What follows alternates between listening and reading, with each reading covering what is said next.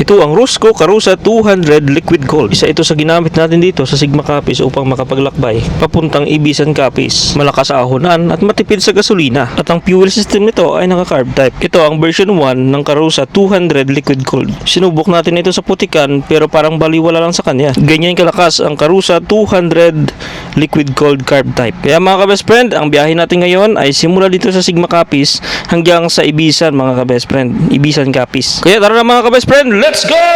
Matapos ang ilang nating araw na vlog dito sa Sigma Capiz, ngayon mga ka-best friend ay pupunta tayo sa Ibisan Capiz gamit itong Rosco Karusa 200 carb type. Isa ito sa trike na kung saan ay masasabi natin na napakaganda gamitin hindi lang sa pang city at pwede na rin sa bundok mga ka-best friend. Ang trike na ito ay kumukonsumo ng 28 kilometers per liter. Kaya ang trike na ito ay nagta-top speed ito ng 80 km per hour. Ang passenger capacity nito ay 4 sa likod at 2 sa harap. Kaya swak ito pagdating sa paghatid sundo ng estudyante at pamalengke. At pag-uusapan na naman natin guys kung saan tayo nang galing. At yun, nandito tayo guys sa Sigma Capiz. Nandito po tayo sa tulay ng Sigma Capiz. So time check muna, alas 9 ng umaga mga ka-best friend. At syempre, makikita natin dito sa Sigma Capiz ay ang magandang lugar at malakalakang sasakyan ang nandito lang. Kaya walang traffic sa bayan na ito mga ka-best friend. At madadaanan din natin yung kanilang public market dito sa kanang bahagi natin at yung mga establishment sa kaliwang bahagi mga ka-best friend. Ang binabaybay natin na daanan ay papunta ito ng Ibisan Capiz, papunta rin ito ng Ruas Capiz, papunta rin ito ng Iloilo mga ka-best friend. Kaya mamaya susubukan natin siya kung kaya niya tumakbo ng 70 o 60 kph per hour. Kaya masasabi ko sa Karusa 200 na carb type ay talagang okay din naman mga ka-best friend. Mabilis din siya at matipid din sa gasolina. Pagdating sa maintenance naman ay hindi sila nagkakalayo ng Rusi Chariot dahil meron din ito na tinatawag na differential gear oil. Meron din ito atras abante, meron din ito high and low gear. At syempre isa na doon yung engine oil. Yun naman yung mga basic maintenance nitong Karusa 200 carb type. Yung mga nasisira katulad ng mga cable, clutch cable, gasoline cable, yan naman po yung mga minsan matatagal masira. Pagka yun ay mini-maintain lang po natin ng oil, lagyan lang po natin ng oil yung kanilang cable. Isa rin sa dapat i-maintain dito yung kanyang pangilalim mga ka-best friend. Kailangan pagka maputikan, kailangan din po natin yan linisan. Huwag po natin patagalin yung putik dyan para hindi po kainin ng kalawang. Yan po yung isang maintenance dito sa ating Karusa 200 version 1. Isa rin sa mga tanong sa atin kung ito po ba ay meron pang mga stock dun sa mga Rosco branch. Meron pa po ito sa mga Rosco branch nationwide dito sa Pilipinas. Ang isang pumalit dito yung nasa Rusi na Karusa 200 FI naman yun mga ka-best friend. Pero yung pumalit dito na isa na hawak ng Rosco ngayon, ayun po yung Piaggio 200 mga ka-best friend. Sa mga nagtatanong sa akin pala mga ka-best friend, kung saan ba mas matibay, ang sagot po dyan, kung saan po yung mas mahal, yun pa yung matibay. Kung saan po yung medyo mababa yung price, yun po yung medyo low quality. Pero ang lahat po niyan ay nakadepende po sa ating budget para po tayo ay makapag-purchase at tayo po ay makagamit niyan. So, nakadepende po yan mga ka-best friend sa ating budget na hawak. So, yun guys, nandito na tayo ngayon sa highway papunta ng Ibisan. So, yan, madadaan natin mamaya yung speed limit na merong pinapatupad dito para sa mga 4 wheels, 3 wheels at sa mga truck and buses, no? So mamaya madadaan natin yun mga ka-best friend at continue lang tayo sa ating biyahe sa araw na ito. So, maganda pa rin panahon ngayon guys. So yung purpose natin sa ating biyahe ngayon ay pupunta tayo ng Ibisan para kunin yung radiator na pinayos natin doon dahil nasira yung radiator ng sasakyan natin. Ayun, so kunin natin doon sa kay Iwad na radiator man repair, no? So magaling mag-repair yun mga ka-best friend ng radiator.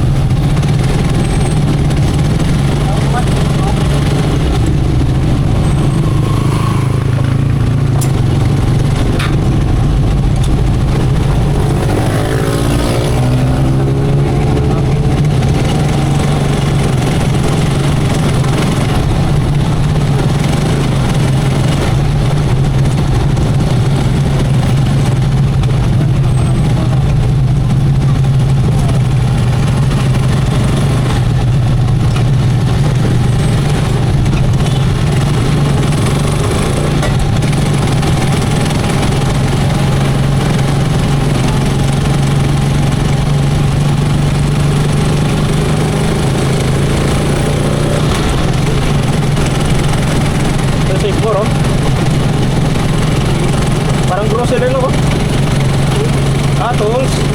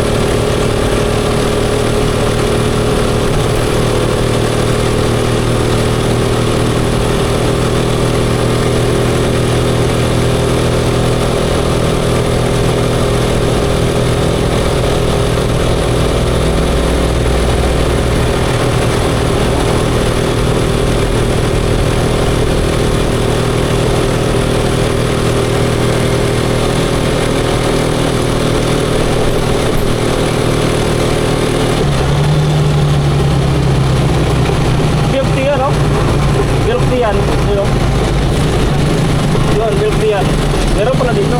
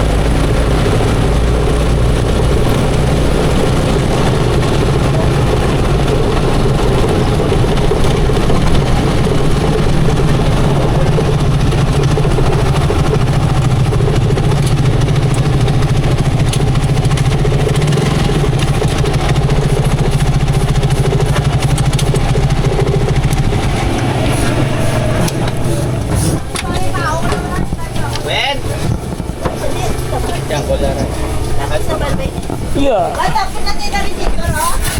Hi, kamusta Meg? Okay naman? Okay na. Tapos na. Din. Hi. Soldaga, pun gua sulod pala. Oo. Parang yung gamitan versus yung plastic man yun. Tapos di puta ka na. Yawan sa teroy. Yawan ka sa soldaga. Subudlay tan. Plastic man ang pinira ko na na. Alam na tapo. Okay man tayo. Ayos. Hindi na. Dapat testing para makita. Oy mo lukahon niya minataon. Maloka ni sa. Oy mo gid pira sa ugid nga lukahon. Oo. Kung presahon gid. Oo. Kahit may pressure. Oy doon mo gid yang lukahon, luka na eh. Sa pressure ya way na pressure. Hindi na sa kadaos. Pati ang Alam mo sa sulod ginsulda ko plastic man. nakasulda pala kuya sa loob. Oo. Nakasulda na. Plastic pagit pati. Nasulda na yung sa loob. Ano sulda? Yung nahinang. Hininang. Yung biyak na plastic. Binuksan ko to eh. Gimbuksan ko gigintanggal. Tapos tinanggal ko to. Medyo matrabaho tayo. No? Hininang. Silyo yamig, silyo no? Ina, para ang gasket niya andyan pa rin. Pero ano lang yan, ang para sigurado ginawa ay leakage. Pasabayan silikon. Panigurado gid no? Oo. Kaya kung di mo nakasabayan, lumikis na sa ay na, mabukas ka naman uli. Pero kung may silikon nga sabay, ay sa paglikid. Basta plastic. Nakita mo ang nakita mo yung butas dito, yung biyak. Oo. Yeah. Pati sa loob may may butas. May butas din. Ang ginawa ko dyan, kay plastic sa plastic pa na yung sinulda ko da. Ay, ninang ko ano. Yung ganyan. Oo, ginbasa ko ini. Magbinira na sinulda ko na siya. Diba? Tumanga ba? Hilang ko lang. Ninang ko siya. Okay, pressure. Kahit pressure ako.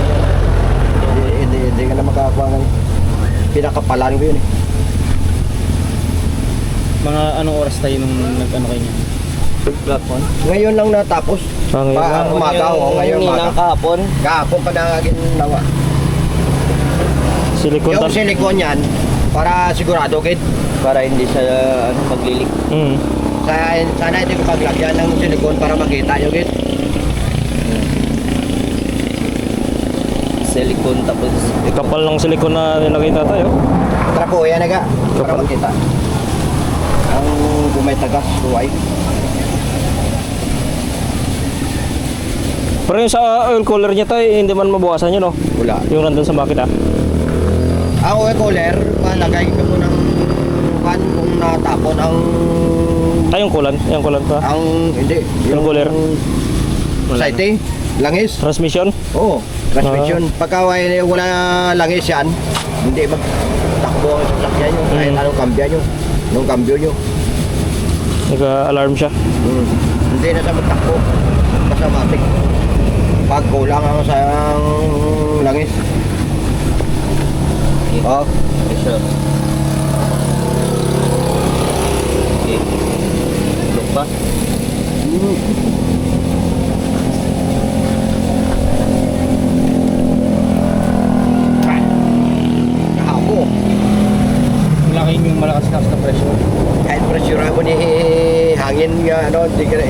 palok po yan ay muhos. Yan ang ginawa ko, di na mapakuan ko. Panigurado Hindi gid. lang pag tanggalo nyo kaya yung birahon nga persahon na, hindi na mapatanggal. Wala mo ang Malalay pagkinang ko nito sa loob at sa kalabas. Panigurado talaga. Loob labas yung hinang. Pwede na kayo tayo mahabang biyahe. Oo, kahit pa Manila ka pa. Kung wala sungaw ang gasket mo, hindi na mapanupok. So yung gasket, ano yung... Kaya yung init no, nung... Kahit umiinit na, wala hindi na. Kaya Dumidikit pa yan pag umiinit. Epoxy lagay ko, pag init, tanggal ang epoxy galsa. Ah, ganun pala pag-epoxy daw. Kaya ang ginamit nila ay... Plastic at saka silicone Ganito yung hininang ko. Ang hininang ko dyan, ito, Oo, binasag ko ito, ay nano ko, tapos linagay ko kag hininang. Sa loob, loob labas. double yan. Tapos Pati yung purpose itong ng kwan, silicone, pinang habang tanggal ko umiinit, ng biak, Ano siya, dumidikit. hininang ko to ulit. Tinira ko yan, kundi basag to. Tinira ko, pinalaliman ko muna, tapos sinulian ko ng kwan. Tunaw nga plastic. Tapos Mm. dinubulan ko. Purpose niya ng silicone pag umiinit yung yung radiator, dumidikit siya ng dumidikit. Kasi pag steel epoxy, Epoxy, pag minute, Tuklap, no? ganyan. tumataklap. Sa amin na nalagay yun, tuklap eh. Wala. Singaw siya. Hindi pala ubra Dapat ang talaga. epoxy, dinadaanan siya ng tubig sa loob. Yan, maglagay ka ng epoxy sa loob. Hindi sa labas, kaya pagka uminit, tanggal yan. Ano yan? Pang silyat. Dito sa Silyo din? Yung silicone, silicone. para sa kanyan, may gasket din yan. Yung sa amin na radiator, may ganito rin eh. Ah, yan. Oo, pag tinanggal mo ang takip, dapat malagay ka ng silicone para wide leakage. Kaya pagka isinuli mo gapon ang gasket nga walang silicone, malikid Balik yan. pa rin. Marami na kami ginawa. Mula pag trabaho ko, ginaganyan ko yan. Kaya bago bumalik dito, overhaul ulit. Sutsot. Pag ganito, wala pa nagbalik dito ka.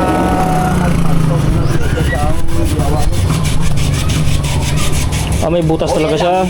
Ano yan, para makuha yung Mga dumi sa loob. Bara? May mga bara, no? Ayan, wala pa naman. Wala pa naman yun. Meron din, pero Kunti lang. yung nakuha na. Meron din. Dami, no? Damo. Yung bara niya, parang yung telepoxy at saka yung dumi din, ulan. Ngalin sa kulant. Dapat yung lagyan mo, kalahating ulan, kalahating tubig. Hindi lang nawasa o hindi kaya ulan. Ano lang yung kahit sa bomba. Tubong pa lang. Maliit pa lang ang tubig nito. Tapos yung kalahating ulan, kalahating tubig. Ganyan. Din may kuwan may kulant kulant. Tibisan. Address yung bisan sa may Sa may... Ano yan? Before ka magpa-crossing? magpato sa may Meron kuwan. dyan sa... Yan lang before ka magpa-crossing, dito ka lang tingin, meron dyan yung bibenta. Diyan sa may building ay ilo nga kan. O di kaya dyan sa tanong ka din. Abi ko Sibmore, hindi gali. Ha? Abi ko Sibmore. RGP? RGP ko yan. Kung may bangka mo na, Ano lang? Wala yan dyan. Alalayan nyo lang. para sa kahit, mapasal yan. Ganito lang siguro. Kapag ganyan. Pwede ba pag ganito tayo? Meg, ganyan? Ganun na. Kahit may gaong mo na. Ganun lang. Huwag mo na apakan. Huwag lang mapakan ng Ayo, ito. Kaya matibay naman pagkagawa. Nahinang pala yan. Uy, natin Sasakyan mamaya. pa nga ang ginagawa ko, yung malalaki. Oo, malapad yung radiator nun. Mga ganito. Pero pag ito na tanggal na yung yan, hindi ko na hininang. Hindi na kaya. Kasi bumabibrate to eh. May ang hose. Gumagalaw yun. Ay, kaya pala natanggal din yun kasi na-vibrate yung ano. Yun Vibrate na, yung hose. yan Oo. nabangga sa nasangit sa tapos. Nagalsa. Linobi yung mananabasa. Sayang din palitan mong mabakod pa matibay pa to, hindi pa to expired eh. Yang yan. Anak ko yan, Biyahe pa kami pa Batangas eh. Pagka pumalit ka yan, buo. Buo Pero talaga. pagkuha lang yan na naluak, no? Kay Pagbukas? itong mahirap Hindi. lagyan. Pag ikaw kaya tuod. Nasalda. Nagaluga yan. Oo. Bracket. Pag ikaw ito, gulpis nagpasaka ang radiator mo ito naluwak. Dapat alaga ng panaya. Huwag na kagay no. Kasi gano'n. Oo. Naluwak sa. Kay aluminium, okay na kung sawa ito. Kung brass yan, pwede mahinang. May mabaklan ba nga kontay, steel? Wala steel sa radiator. Wala, plastic yan yung ano. Bumili ka, ganyan din ay ibigay din mo. Ano na lang. Pwede na tayo biyahe pa Batangas. Ano na? Pwede. Hindi. Batangas. Kahit buruang ka pa o di ka pa pa. Yun mga ka-best friend, nakuha na natin yung radiator na pinayos natin dito kay Iwad Radiator Repair Shop. At babalik na tayo ng Sigma Capiz. At panibagong biyahe naman papunta ng Sigma Capiz mga ka-best friend. So, samahan nyo kami sa ating pagbabalik ng Sigma Capiz gamit itong Karusa 200 na carb type version 1. Itong shape na ito, itong shape na pinagawa namin na Iwad Radiator Shop ay isa ito sa magandang paggawaan mga ka-best friend ng mga radiator pagka nandito ka sa Sigma daon na banda na area, kasi talagang pulido sila gumawa, malinis at talagang mababa lang yung singil nila, kaya tamang presyo lang yung sinisingil nila. So yun mga ka-best friend, at dadamo tayo dito sa Merola.